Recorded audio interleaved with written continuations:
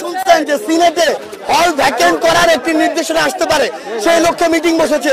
আমরা এটার জন্য এখানে আসছিলাম শিক্ষার্থীদের পক্ষ থেকে, এটার জন্য যে আপনারা যদি হল ভ্যাকেন্ট করেন, আমরা যে যৌক্তিক দাবি আদায় পুরো বাংলাদেশের ছাত্র সমাজ লড়ছি, সেই দাবি আদায়ের আন্দোলনটি স্থগিত হয়ে যেতে পারে। এই জন্য আমরা আসছিলাম যে আমাদের স্যারদের কিংবা সিন্ডিকেট মেম্বারদেরকে এটা বলবো যে আপনারা হল ভ্যাকেন্ট করবেন না। আমাদেরকে প্রথমে রাজু ভাস্কর্য সেখানে পুলিশ দিয়ে বাধা দেওয়া হয়, যখন আমরা বাধা পেরিয়ে আসছিলাম তখন আমাদের উদ্দেশ্যে গ্রেনেড ছোড়া হয়। এই সাহস পুলিশ কোথায় পেল? পুলিশকে এই ক্যাম্পাসে ঢুকার অনুমতি কে দিল?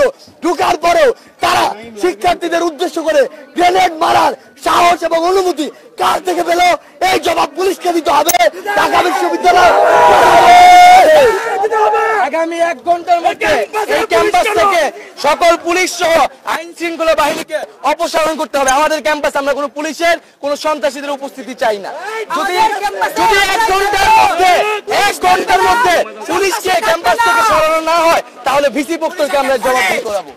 পুলিশ খুনি পুলিশ আমার ভালো লাগে না।